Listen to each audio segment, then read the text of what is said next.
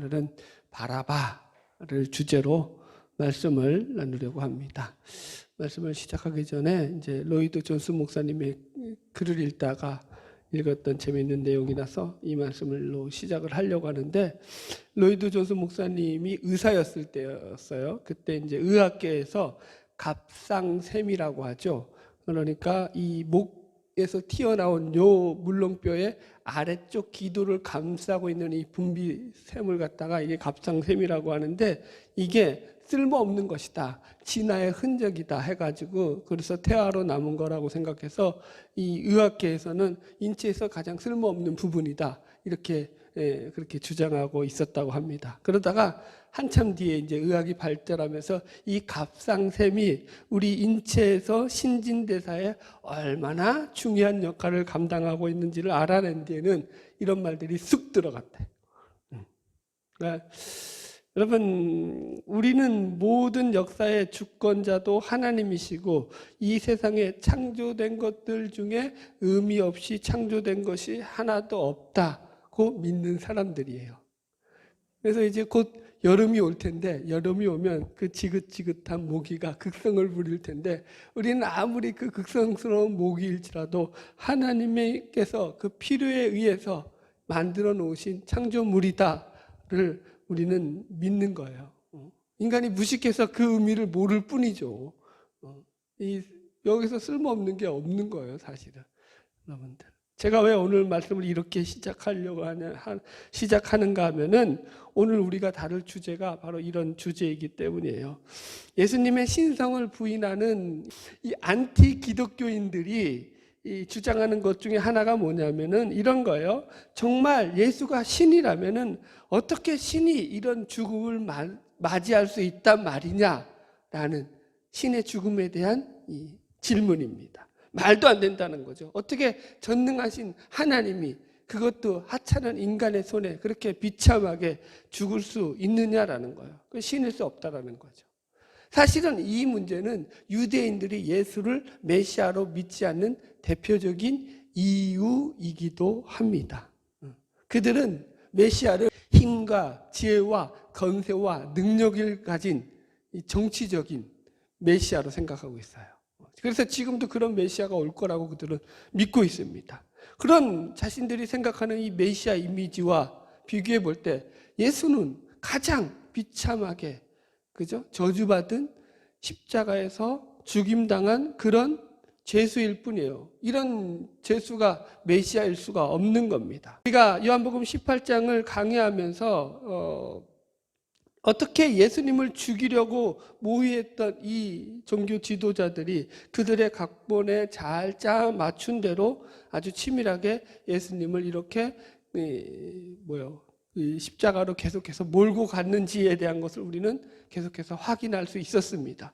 반대로 예수님은 그들과 비교해 볼 때 그렇게 수많은 능력과 기적을 행하셨던 그 이전에 그분의 행적과는 전혀 다르게, 그죠? 이 십자가로 가는 길에 있어서는 반항이라든가 어떤 저항이라든가 그런 게 전혀 보이시지 않죠.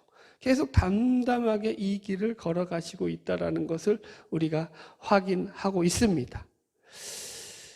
유대인들도 그렇지만은, 여러분, 그러나 성경을 조금만 우리가 생각해 보면은 이 예수님의 이 길이 그냥 당장에 예수님께서 즉흥적으로 걸으시는 길이 아니라 수천 년 전부터 구약 성경을 통해서 계속해서 예언되고 왔던 메시아의 고난받는 순환의 길이다라는 걸 우리는 알 수 있습니다.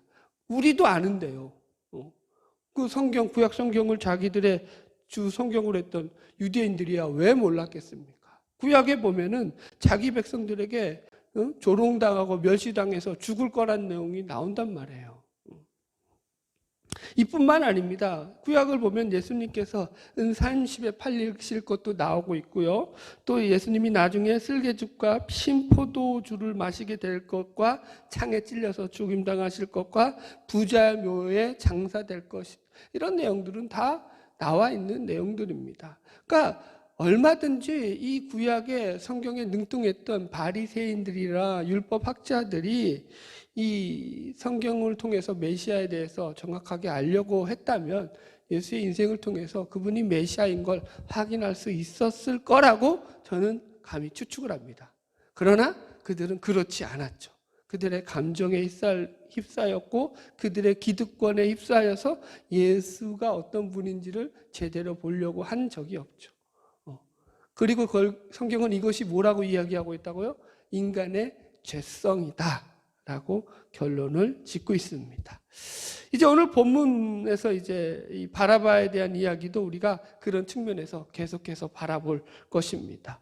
그러니까 이 바라바 사건은 또 하나의 뭐냐면 지금 요한복음 18장에서 전체적으로 제가 계속적으로 여러분하고 나눴던 게 뭐냐면 예수님을 십자가에 못 박는데 공모를 했던 사내들인 공회원들이라든가 대제사장, 서기관과 바리새인들, 장로들, 빌라도라든가 뭐 그런 예수님을 고난의 길로 가게 만들었던 그 주도적인 장본인들뿐만이 아니라 예수님의 제자들까지도 예수님의 이 순환의 십자가 사건을 통해서 확인해 볼 때 별로 그들과 다르지 않는, 그죠?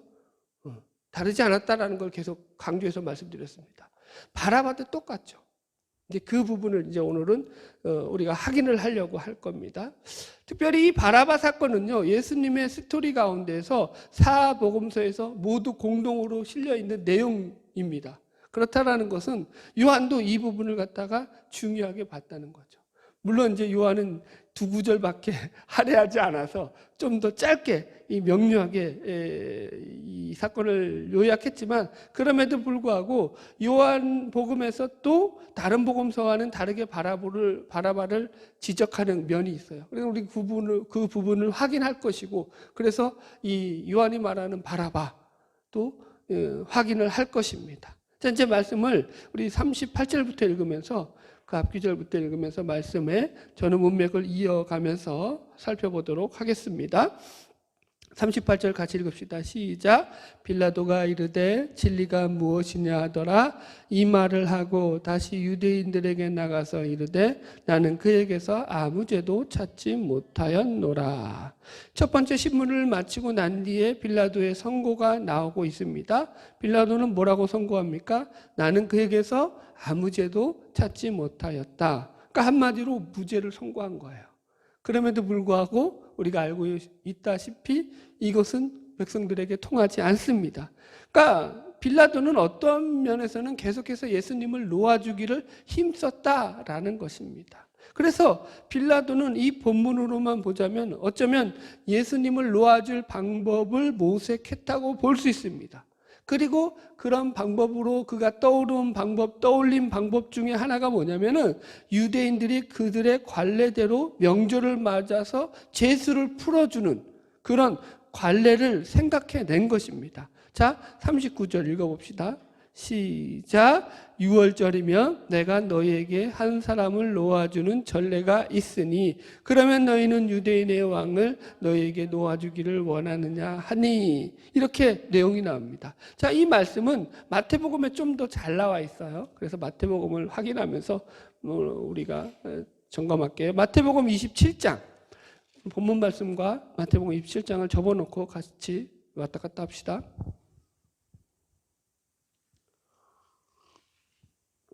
마태복음 27장 15절 이하의 말씀입니다.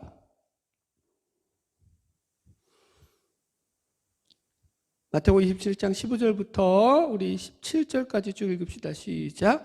명절이 되면 총독이 무리의 청원대로 제수 한 사람을 놓아주는 전례가 있더니 그때에 바라바라 하는 유명한 제수가 있는데 그들이 모였을 때에 빌라도가 물어 이르되 너희는 내가 누구를 놓아주기를 원하느냐 바라바냐 그리스도라 하는 예수냐 하니, 이렇게 나와요.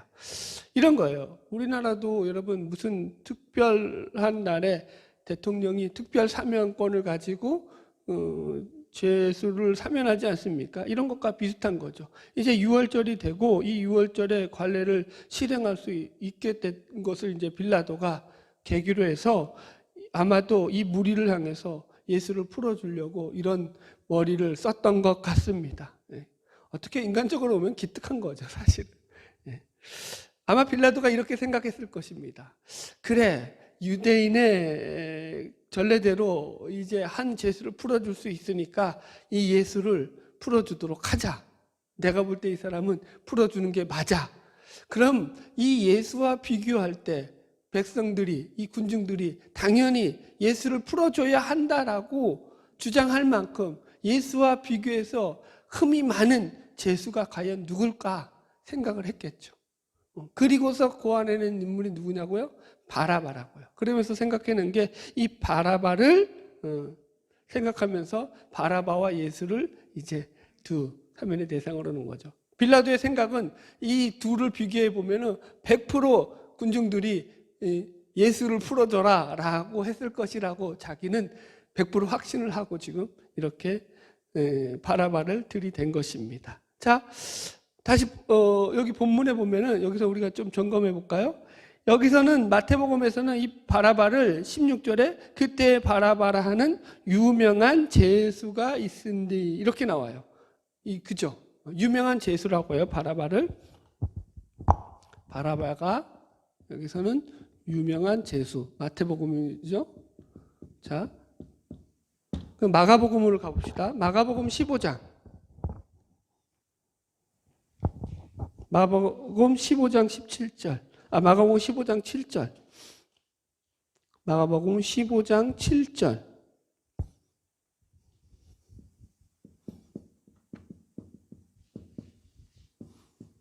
자, 찾으셨죠? 같이 읽읍시다. 마가복음 15장 7절.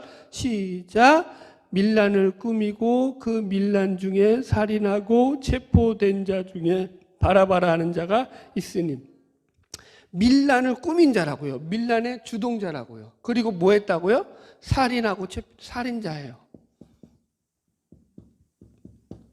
누가복음도 비슷합니다. 이 바라바는 성중에서 밀란과 살인으로 말미암아 옥에 갇힌 자다라고 누가복음은 이야기해요. 그러니까 지금 이렇게 유명한 죄수고 밀란의 주동자고 살인자고, 자, 요한복음은 달라요. 설명이. 요한복음 18장 와봅시다. 18장 40절 같이 읽읍시다. 시작. 그들이 소리질러 이르되 이 사람이 아니라 바라바라 하니 바라바는 강도다. 자, 이게 이제 요한의 특이한 점이에요. 요한의 퍼스펙티브, 요한의 관점. 요한은 압축해서 봐요. 다른 복음서들하고 좀 틀리죠, 말이. 자, 이런 거예요. 설명을 합시다. 일단 밀란의 주동자로 갇힌 살인자고 유명한 죄수다. 그 당시에 밀란은, 이 유대에서 밀란은 어떤 개념이냐면은 우리나라도 마찬가지죠. 밀란은 어떨 때 일어나죠? 나라가 불안정할 때, 백성들이 불안한 그런 상황에 있을 때 밀란이 일어난다고요. 그죠? 똑같은 거예요. 지금 유대 나라도 이 로마의 압제로부터 불안정한 상태에 있었고, 그런 상태를 이용해서 나라를 혼란스럽게 만드는 무리들이 있었죠. 명분은 그거겠죠. 로마의 압제로, 크게는 로마의 압제로부터 해방이고, 좀 더 작게는 그 당시에 이 로마의 내정에 붙어가지고, 그러니까 그 나라의 백성들을 갖다가 세금을 걷었고, 그렇게 백성들을 괴롭혔던 정치 지도자들에 대한 제거, 이런 거겠죠. 숙청 같은 거. 이런 것으로서 이제 명분을 가지고 밀란을 일으키고 살인을 하기도 했습니다. 물론 그 당시에 이런 일들은 계속해서 발생했던 일 중에 하나입니다. 그런데 그래서 이제 살인했다. 두 번째, 살인을 했다. 밀란의 주동자였다라는 것은 지도자였다는 거예요. 그 중에, 그죠? 이 바라바는. 그리고 또 살인을 했다는 것은 그 일을 벌리다가 사람도 죽였다라는 거예요. 근데 자, 보세요. 요한은 그걸 다 이런 표현을 안 하고 유명한 죄수, 이것도 참 좋은 표현이죠. 유명한 죄수라는 건 그 사람이 대중들한테 알려져 있다라는 거야, 안 알려져 있다는 거야. 잘 알려진 인물이라는 얘기예요. 지금 그걸 강조하는 거죠. 근데 요한은 다 걷어치우고 한마디로 강도 이렇게 말한다고요. 강도. 여러분, 이게 무슨 말인지 아세요, 여러분들? 요한이 왜 이렇게, 요한은 참 표현을 잘해요. 요한이 왜 이렇게 표현했을까요, 여러분들? 이 강도라는 표현을 가장 쉽게 이해하는 게 누가복음 10장에 나와요. 원어가 레스테스라는 말이에요. 10장 30절. 예. 이 강도가 어떤 말인지 제일 잘 표현하는 게 누가복음 10장에 나와요. 선한 사마리안 비유에 보면은 10장 30절. 자, 같이 읽읍시다. 시작. 예수께서 대답하여 이르시되 어떤 사람이 예루살렘에서 여리고로 내려가다가 강도를 만나매 강도들이 그 옷을 벗기고 때려 거의 죽은 것을 버리고 갔더라. 이렇게 나와요. 자, 보세요. 그러니까 한마디로 남의 물건을 약탈하고 빼앗아가면서 그 생명까지 취하는 자들이라고요. 강도가. 이해하셨죠? 그러니까 요한이 보는 바라바는 어떤 거예요? 한마디로 민족의 무슨 어떤 민족주의자고 뭐 어떤 민족을 살리고 밀란을 일으켜서 뭐 나라를 해방시키고 이런 개념이 아니라고요. 한마디로 이놈은 죄인 중에 제일 개수인 거예요. 강도 같은 존재라는 거예요. 사람을 자신의 뭘 위해서, 자신의 배를 채우기 위해서 상대를 죽이고 상대의 것들을 빼앗는, 자, 이런 표현이 또 있었죠. 가룟 유다를 향해서 요한은 딱 한마디로 뭐랬죠? 저는 도적이라 그랬단 말이에요. 지금 그 표현이라고요. 가룟 유다를 향해서는 도적이라고 하고 바라바를 향해서는 이런 거 앞에 거 다 필요 없어. 저놈은 강도야. 정확한 거죠. 요한의 그러니까 시각이. 영적으로 그런 거예요. 육적으로도 마찬가지지만 남의 것을 빼앗아서 자기 것을 취하는 그런 그 속에 그런 죄를 가지고 있는 더러운 인간이라는 거예요. 그래서 어느 주석에서 보니까 이 강도를 이렇게 표현했어요. 얘는 바라바를 어떻게 표현했냐면 조직폭력의, 오늘날로 말하면 조직폭력의 우두머리. 조직폭력의 우두머리. 그럴듯하죠, 여러분. 그러니까 이해가 쉽죠. 오늘날로 말하면 그 정도 수준인 거예요. 그래서 유명한 거죠. 사람들 앞에도. 저놈. 그러니까 한마디로 인생의 낙오자죠. 그 사람들이 볼 때도 어떻게 해요? 쟤는 더 이상 뭐 가능성이 없어. 이렇게 여기는 그런 존재였다는 거예요. 그러니까 빌라도가 생각하기에 아마도 이런 바라바는 종교 지도자들도 당연히 싫어하겠죠. 자기들을 없애려고 하는 그런 부류니까. 그 백성들도 마찬가지죠. 조직폭력같이 그런 악한 짓을 일삼는 인간들을 누가 좋아하겠습니까? 그러니까 아무 흠도 자기가 볼 때 발견하지 못했던 예수와 비교해 볼 때 바라바는 내세우면 당장에 얘는 사형감이다. 그래서 예수는 풀려날 거다. 이렇게 생각한 거예요, 여러분. 그게 인간적으로 틀리지 않죠. 그 생각은요. 그러나 얼마 지나지 않아서 빌라도는 스스로 그의 생각이 얼마나 어리석었는지를 알아채게 됩니다. 왜요? 군중들이 외친 이름은 예수가 아니라 바라바를 놓아주라고 했죠. 마태복음 27장 우리 다시 읽어볼까요? 마태복음이 더 자세히 나와 있으니까 좀 더 확인합시다. 마태복음 27장 22절.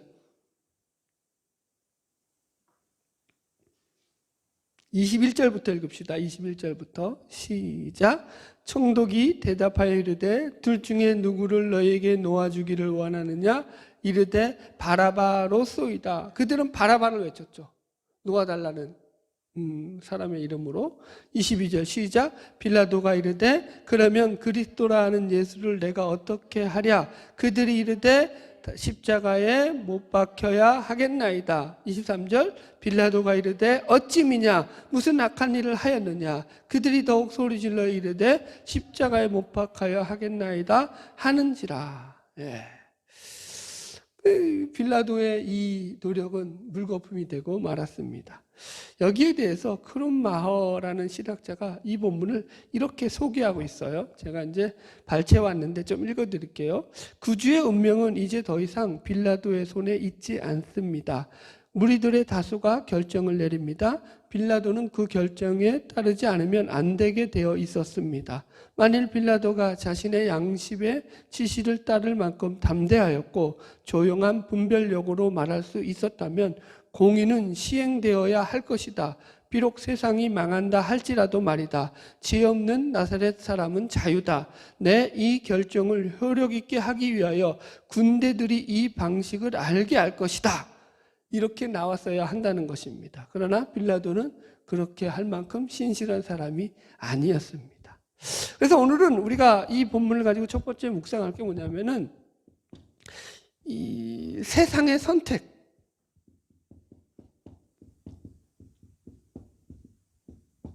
세상의 선택이야. 세상의 선택은 누구를 선택했다고요? 바라바를 선택했다고요. 바라바를 선택한 이 세상의 선택에 대한 부분들을 첫 번째로 좀 우리가 묵상하려고 합니다. 여러분, 성경이 지금 우리에게 무엇을 말씀하는가 하면 이것이 세상의 선택이고 이것이 죄인된 인간들의 선택이라는 거예요. 그리고 이것은 2000년 전에만 그랬던 것이 아니라 인간이 죄악된 이래로 이 죄인된 인간들의 선택은 2000년 동안, 2000년이 아니죠. 인류 역사를 통해서 계속 이런 선택을 하고 왔다고 고발하고 있죠. 여기서 벗어날 수 없었다라는 거예요. 그래서 이게 무슨 말이냐면 지금도 마찬가지로 만약 이런 일이 똑같이 발생하게 된다면 세상은 지금도 여지없이 죄 없는 예수 그리스도를 강도나 이 선동자나 살인자와 놓고 비교할 때에 십자가에 못 박는 쪽으로 누구를 택할 것이라고요? 예수를 택할 것이라는 거예요. 어째서요? 바라바는 세상에 속하였고 예수는 세상에 속하지 않았기 때문이라는 거죠. 우리도 그러잖아요. 팔은 안으로 굽는다. 여러분, 아무리 그가 위험천만한 인물이라고 할지라도 세상은 적어도 그들을 자신의 영역 안에 있는 자라고 인식한다는 것입니다. 그러나 예수는 그때나 지금이나 여전히 세상으로서는 감당이 안 되는 인물입니다. 신학자 톰 스키너라는 자가 혁명의 말들이라는 책에서 이 부분을 이렇게 묘사하고 있어요. 내용이 너무 좋아서 제가 좀 인용했어요. 이것을 현대식으로 각색해서 하는 말이에요. 바라바는 체제를 멸망시키려고 했던 놈이었다. 바라바는 저들을 불살리려고 했다. 또 저들을 죽이려고 했던 놈이다. 그런데 어째서 저들은 바라바를 원하였는가? 그것은 매우 간단하다. 만일 바라바를 풀어주고 나면 바라바는 또 다른 소동과 폭동을 일으킬 것이지만 그럴지라도 언제든지 국가 경비대를 부를 수 있고 연방 부대나 해군을 소집하여 그의 일을 좌절시킬 수 있다. 다만 그의 이웃에 몇 대의 탱크만 진주시켜 놓고 있으면 그가 아무리 들먹인다 하더라도 으깨 버릴 수 있다. 또 어디에 그가 자기 무기를 감추고 있는지를 찾아낼 수 있고 그의 아파트를 습격할 수 있다. 우리는 언제라도 바라바를 멈추게 할 수 있다. 이게 세상이 가진 그 시각이라는 거죠. 바라바는 언제든지 자기들의 통치 안에 컨트롤 되어지는 인물이라는 거예요.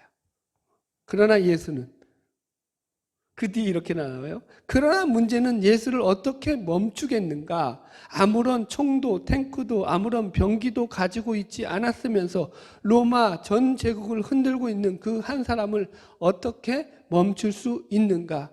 총 한 방 쏘지 않고도 혁명적인 결과를 낳고 있는 그 한 사람을 어떻게 멈출 수 있는가? 그들은 오직 한 가지 해답만이 있을 뿐이라고 생각해냈다. 그것은 그를 제거하는 것이다. 여러분, 제가 예전에 왜 우리에게 성경이 필요한가라는 답을 드렸던 기억이 납니다. 왜 우리에게 성경이 필요하냐면은 성경이 없으면 우리는 계도의 답이 없다. 여러분, 성경만큼 권위적이고 일방적인 책이 없습니다.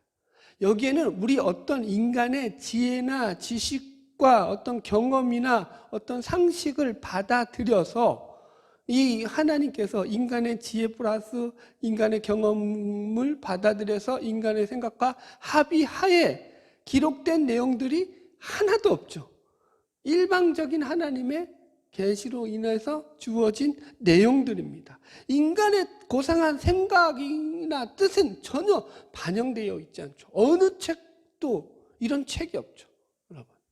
그렇지 않습니까? 그래서 성경을 우리는 권위적이라고 말합니다. 이 권위적이라는 것이 무슨 개념이냐면은 하나님께서 다 일방적으로 선포하고 선언하심에도 불구하고 왜 그럴 수밖에 없느냐라는 것을 설명하는 차원에서 권위적이다고요.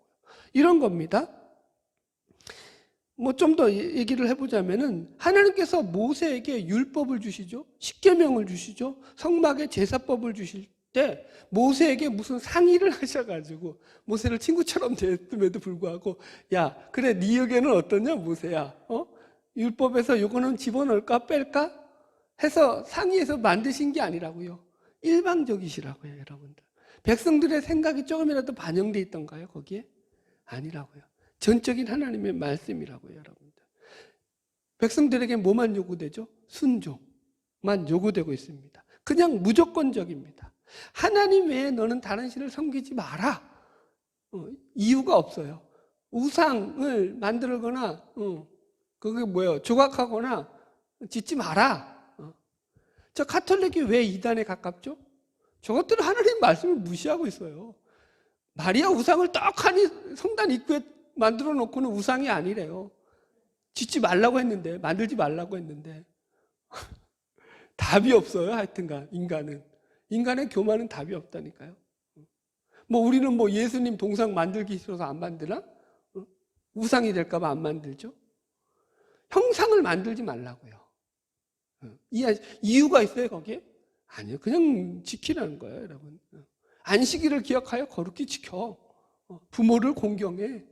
살인하지 말고 도적질하지 말고 간음하지 마라. 여러분, 일방적이라고요, 여러분.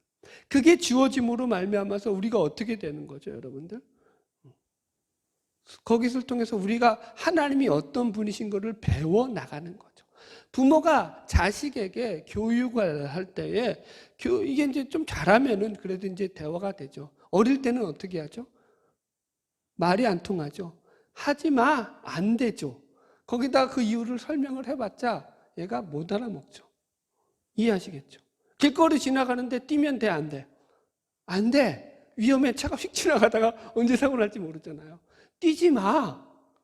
그건 이제 설명은 나중에 가서 깨닫는 거죠.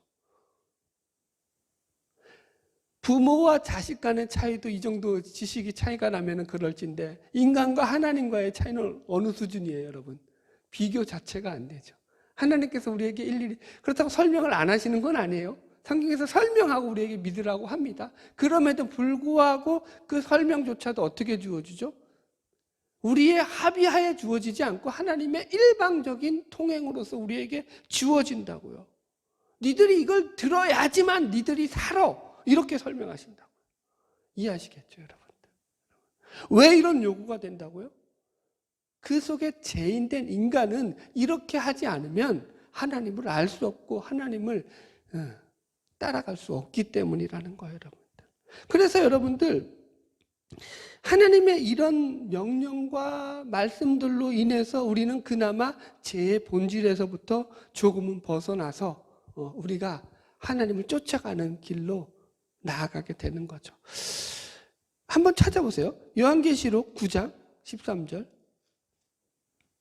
자, 보세요. 요한계시록 9장에 가면 이제 이 여러 가지 재앙 가운데 이제 여섯째 나팔 재앙이에요. 나팔 재앙. 그러니까 이 재앙을 아주 심하게 받아요. 9장 13절 이하에 쭉 보세요. 이제 한번 읽어봅시다. 이들이 그러니까 이 하나님으로부터 이런 어마어마한 재앙을 받고 인구가 어마어마하게 지구의 3분의 1이 죽고 막 그래요. 그런데 그럼에도 불구하고 어떻게 결론 나는지 보세요. 여섯째 나팔 재앙. 계시록 9장 13절 이하부터 끝절까지 쭉 읽을게요. 시작. 여섯째 천사가 나팔을 불매 내가 들으니 하나님 앞 금제단 넷불에서 한 음성이 나서 나팔 가진 여섯째 천사에게 말하기를 큰 강 유브라데에 걸박한 네 천사를 놓아 주라 하매 네 천사가 놓였으니 그들은 그 년 월 일시에 이르러 사람 3분의 1을 죽이기로 준비된 자들이더라. 마병대의 수는 2만만이니 내가 그들의 수를 들었노라. 이 같은 환상 가운데 그 말들과 그 위에 탄 자들을 보니 불빛과 자줏빛과 유향빛 호신경이 있고 또 그 말들의 머리는 사자머리 같고 그 입에서는 불과 연기와 유황이 나오더라.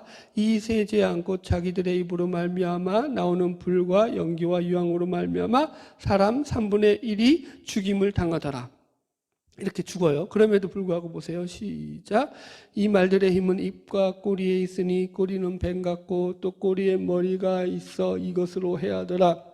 이 재앙에 죽지 않고 남은 사람들은 손으로 행한 일을 회개하지 아니하고 오히려 여러 귀신과 또는 보거나 듣거나 다니거나 하지 못하는 금은 동과 목석의 우성에게 절하고 또 그 살인과 복술과 음행과 도적질을 회개하지 아니하더라. 자 보세요. 재앙이 내렸음에도 불구하고 인구의 3분의 1이 죽었음에도 불구하고 세대주의 이것들은 쓸데없이 여기서 나오는 뭐 머리가 뭐고 불이 뭐고 뭐 이런 쓸데없는 거 관심하고 있죠. 그건 제가 우리 요한계시록 강의 집에 잘 해놨어요. 제가 우리 그거 있죠. 블로그에 요한계시록 강의 잘 해놨으니까 그게 뭔지는 여러분들 찾아서 읽으시고 핵심은 그거예요. 지금 보세요. 이런 재앙이 아무리 내린다 한들 저것들이 회개하냐고요. 세상이 회개해요? 세상이 돌아와요? 안 돌아온다고요.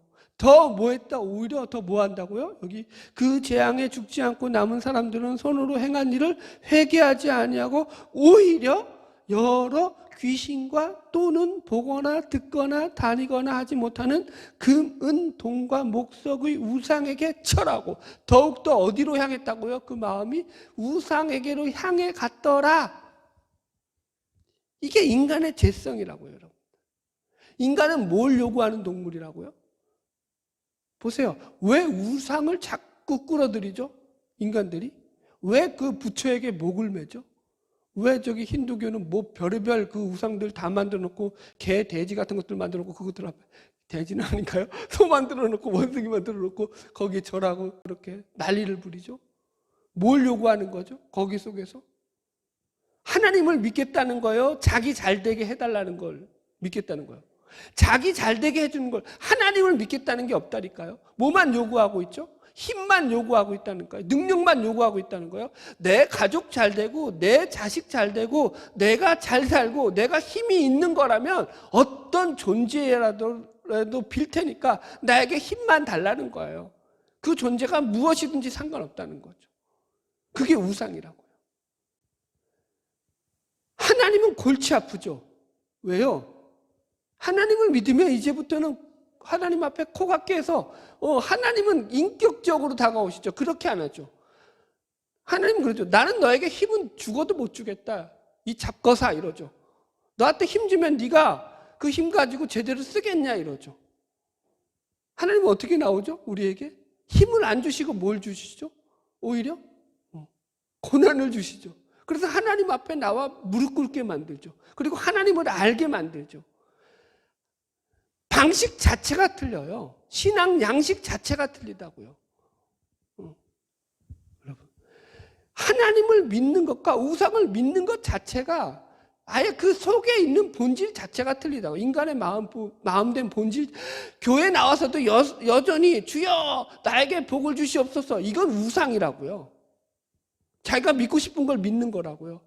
하나님을 통해서 힘만 요구하죠. 하나님이 어떤 분이라는 걸 알려고 하지 않죠. 그러니까 10년 다니고 20년 다니고 30년 교회를 다니는데 하나님이 어떤 분인지도 모르고 성경에 하나님이 뭐라고 말하는지 성경도 제대로 못 읽어보고 그리고 하나님을 믿는다고 안 믿는 거라니까요. 그건 우상이라니까요. 여호와 우상이라니까요. 하나님 아니라니까요. 하나님은 인격적인 분이시라니까요. 지금도 우리에게 뭘 요구하고 있죠? 여러분, 우리의 삶이 예수를 믿어서 왜 이렇게 공고하고 피곤하죠? 우리 아들이 오늘 군대 간 큰아들이 전화가 왔습니다. 인생이 고달픈가 봐요. 지는 인생이 고달플 때만 아빠한테 전화해, 이놈은. 그래서 아빠, 내가 어저께 욕기서를 다 읽었대. 욕기서를 다 읽었는데 욕기가 고난을 당하면서 막 죽고자 하는데 그 마음이 이해가 되겠더래. 그래서 믿음이 뭐냐? 그래서 비슷한 설명을 해줬어요. 욥이요, 왜 고난을 당하죠? 하나님을 어떻게 알고 있죠, 욥은? 내가 잘하면 하나님이 나한테 복 주고, 내가 못하면 하나님이 나에게 벌 주는 권선징악의 하나님으로만 알고 있다고요. 하나님을 아는 지식이 1차원적이라고요. 유년기 시절에 머물러 있다고요. 잘하지 않았다고요. 그러니까 하나님이 고난을 통해서 그를 깨버리시죠. 하나님이 욥기서 마지막에서 욥에게 하는 말씀이 뭐죠? 야, 네가 내가 하여튼간 짐승을 만들 때, 그 공룡 같은 거 만들 때 네가 본 적 있냐?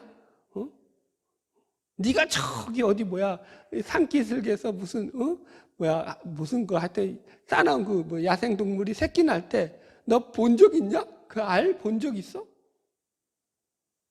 아무것도 모르죠. 하나님이 왜 그런 질문을 하시는 거죠? 네가 나에 대해서 제대로 아는 게 뭐냐라는 질문이죠. 거기서 욥이 깨지죠. 그리고는 죄를 머리에 뒤집어 쓰고 회개가 나이다가 나오는 거죠. 내가 옛날엔 듣고 알았는데 이제 눈으로 보면서 하나님을 압니다. 그리고 나니까 회복되는 거예요. 뭐가 먼저라고요? 기독교는 하나님과의 관계가 회복되는 거라고요. 믿음이 뭐라고요? 하나님과의 관계라고요. 관계성. 믿음은 하나님과의 관계성이라고요. relationship with God. 하나님과의 어떤 관계를 맺고 살아가느냐. 하나님과 관계가 없는데 내가 믿는다고 백날 확신해봤자 그거는 가짜 믿음이라고요. 주여 주여 해봤자 가짜 믿음이라고요. 하나님이 나와 어떤 관계를 맺고 지금 내가 하나님과 어떤 길을 동행하고 있느냐가 믿음이라고요. 그 얘기라고요. 그게 없으면 다 바라바고 다 빌라도고 다 대제사장이 될 수밖에 없는 거예요, 여러분들. 인간은 안 변합니다. 그래서 여러분, 우리가 예수를 믿을 때 정말로 진짜 우리 안에 이런 믿음의 그 감사가 늘 있어야 돼요. 그 교만으로 갈 수가 없어요. 믿음이 어떻게 자랑이 돼요, 여러분? 여러분, 예수가 나를 만나주시지 않으면 나는 지금도 저기 잿된 구석에서 돈 가지면 뭐 하죠? 여러분들, 사람이? 돈 가지면 예수를 잘 믿어서 부자가 됐어요. 미국이 그래서 부자가 되고 우리나라도 예수 잘 믿어서 부자가 됐어요. 그래서 뭐 했죠? 그래서 이게 왜 이런 얘기를 하냐면, 그래서 하나님을 잘 믿어서 부자가 됐으면 그 부자가 된 결과가 나와야 될 거 아니냐고요. 결과가 나왔나요? 안 나오죠. 그거 갖고 뭐 하죠? 하나님을 영광 돌리든가요? 그렇죠. 하나님의 이름에 먹칠을 하든가요? 하나님의 이름에 먹칠을 하죠. 그러니까 사람이 떡으로만 사는 게 아니라 하나님의 입에서 나오는 말씀으로 사는 거예요. 여러분, 그 옛날 광고 중에 순간의 선택이 10년을 좌우한다. 그 옛날 그 가전제품 선거잖아요.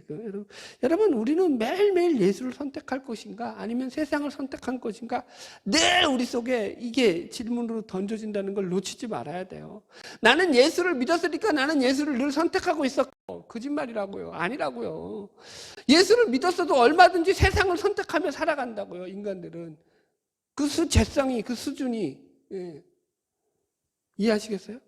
날마다 내 속에서 오늘 하루 예수를 선택했느냐라고 물으라고요. 그래서 예수를 선택한지 안 했는지. 여러분, 걔한테, 우리 큰아들한테 그랬다니까. 그래서 아빠도 죽을 때까지 늘 이 고민을 하고 사는 거야. 여기서 자라나는 거야. 조금씩 자라나는 거야. 오늘 하루 잘 믿었다고 내일 하루 잘 믿는다고 보장 없는 거야. 바울이 죽을 때까지 했던 말이 뭐야? 나는 죄인 중에 괴수라는 거야. 그거 놓치면 안 돼. 아들아, 잘 있어. 예배 드려야 돼. 끊어. 여러분, 날마다 예수로만 승리하는 저와 여러분 되기를 축원합니다. 아멘. 할렐루야. 자, 오늘 말씀 40절 다시 한번 읽어봅시다. 말씀 바라바의 사면에 대한 부분들을 좀 더 살펴봅시다. 요한복음 18장 40절 시작. 그들이 또 소리질러 이르되 이 사람이 아니라 바라바라니 바라바는 강도였더라. 두 번째, 우리 바라바의 사면을 놓고 한번 좀 더 묵상해 봅시다. 그래서 바라바는 사면됩니다. 예수는 십자가의 길로 가게 됩니다. 바라바라는 이름 자체가 바르가 아들이라는 거고 아바가 아버지라는 뜻이에요. 그러니까 한 아비의 아들이라는 뜻이 바라바예요. 바라바의 뜻이 뭐라고요? 바라바가 한 아비의 아들이에요. 뜻자가 아바가 아버지고 바라가 아들이에요. 이해하셨죠? 그래서 이 뜻대로 보자면 이 바라바는 이 세상에 태어났던 모든 아비들의 모든 아들을 대표하는 상징입니다. 모든 자식의 대표적 상징이라고요. 모든 자식의 인류의 자식이죠. 인류의 자식의 상징. 인류의 자식은 누구죠? 아담의 자식. 이해하셨죠? 무슨 말인지. 그러니까 이런 거예요. 우리 모두는 아담의 후손이고 바라바는 이 아담의 후손을 대표하는 큰 상징이에요. 그래서 살인죄의 제목으로 강도의 제목으로 감옥에 있는 바라바에게 남겨진 건 사형밖에 없죠. 예수를 모르는 자에게는요 마찬가지로 하나님을 거역한 인간들에게 남겨진 거라고는 영원한 둘째 사망밖에 없다라는 거예요. 똑같은 거죠.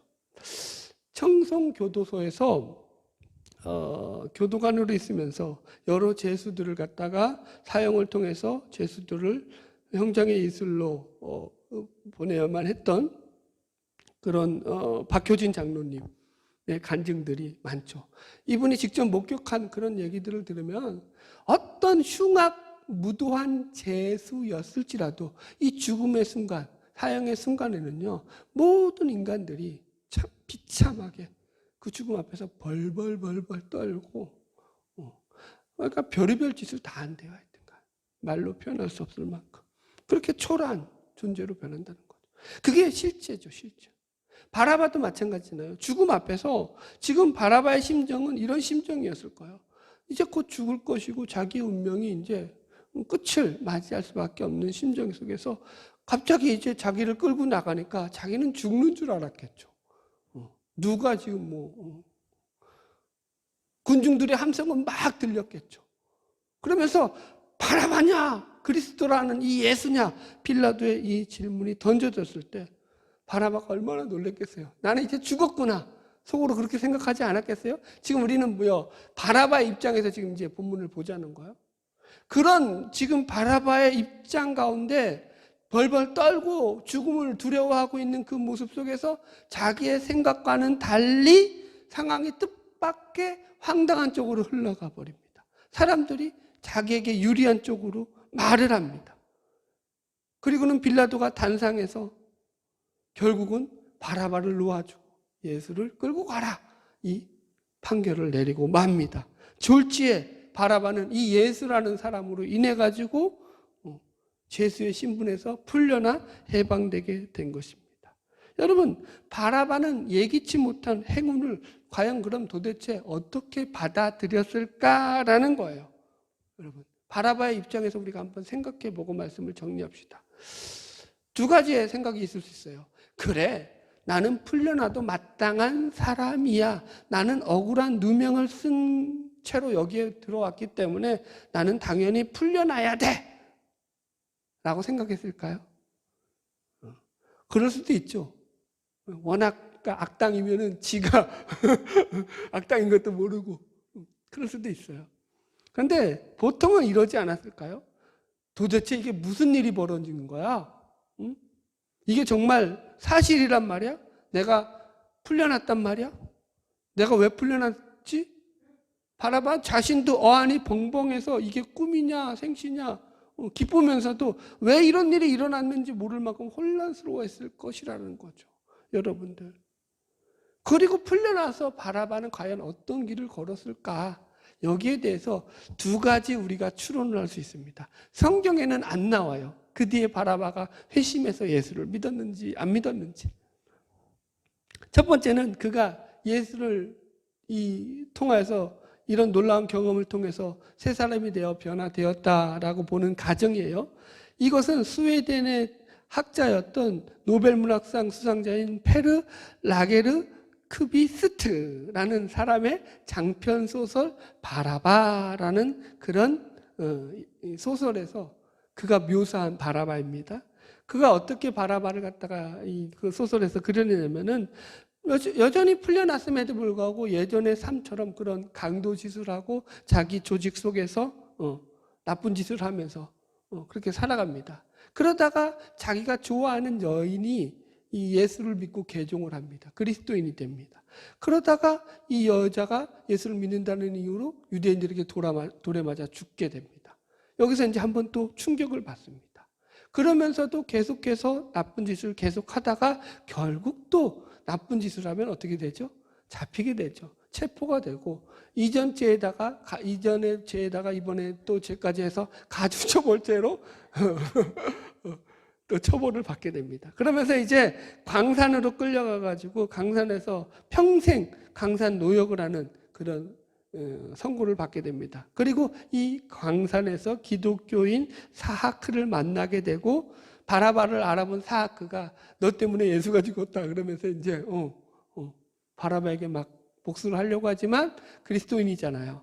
금세 이제 그 복수심은 사라들고 둘이 친구가 되죠. 그러면서 이 사하크를 통해서 바라바는 예수의 도에 대해서 배우게 돼요. 예수가 어떤 분이었고 정말로 그래서 왜 그들이 예수를 믿는들이 자기 여인이 그렇게 돌에 맞아 죽으면서까지 예수를 믿었는지를 깨닫게 되죠. 그리고 이 친구도 예수를 믿게 됩니다. 그리고 자기 친구였던 사하크도 예수 때문에 죽게 되고 그러면서 이 사람은 끝까지 예수를 믿다가 이 바라바도 마지막 로마 이제 대화재와 더불어서 사람들 많이 그때 죽이잖아요. 로마에서. 그때 순교당할 때 자기도 순교자의 한 명으로 그 자리에 참여하게 된다는 게 이 바라바 소설의 내용이고 이게 영화로도 만들어졌어요. 뭐 이런 가정을 해요. 두 번째 가정은 여전히 그는 악당으로 살다가 악당으로 죽었다라는 가정입니다. 그 당시 밀란을 일으켰던 그런 요소들을 가진 열심당원들, SNF파가 될 수도 있겠고요. 하여튼 뭐 그런 자들, 그런 자기가 밀란을 일으켰던 그런 당파에 들어가서 열심히 세상적으로 그렇게 또 강도짓하고 살인짓하고 살다가 그러니까 앞에 소설로 치자면은 이 개종하기 전 단계까지 갔다가 감옥에서 죽음으로 끝나는 거겠죠. 전자였을까 후자였을까? 저는 전자였기를 바랍니다. 뭐 알 수 없으니까 우리의 소망이니까 여러분들. 말씀을 정리합시다. 바라바는 어떤 의미에서 예수님께서 자신의 육체적인 죽음을 대신 담당했던 유일한 사람입니다. 그죠? 바라바가 죽어야 할 그 자리에 예수님께서 대신 십자가에 달려 죽으신 것입니다. 바라바만큼 내가 죽어야 하는데 죄 없으신 예수님이 대신 죽음으로 해서 내가 살아난다는 복음의 진리를 자기 눈앞에서 직접적으로 목격한 사람도 없습니다. 그죠? 이게 무슨 말이냐 하면은 우리는 이 사건을 통해서 하나님께서 예수님의 십자가로 말미암은 대속의 진리를 다시 한번 이 바라바 사건을 통해서 우리에게 펼쳐 보여주고 계시다라는 거예요. 그죠? 여러분, 우리 예수님만이 우리의 죽음을 대신 담당해서 죽으신 유일한 분이신 것을 믿으시기 바랍니다. 그래서 예수 십자가로 말미암아 우리는 하나님의 진노를 받아야 마땅함에도 불구하고 그 십자가로 말미암아 그 진노에서 벗어난 자들이 된 것을 믿으시기 바랍니다. 그래서 우리는 어떻게 보면 영적으로 전부 다 제2, 제3의 바라바인 거예요. 예수님이 죽으심으로 우리는 죄 용서받았죠. 여러분. 그래서 우리는 이 바나바 사건을 바라보면서 예수님의 대속의 십자가의 사건을 발견해야 됩니다. 예수님의 십자가 붙들고 승리하는 저와 여러분 되기를 주님의 이름으로 축복합니다. 기도하겠습니다.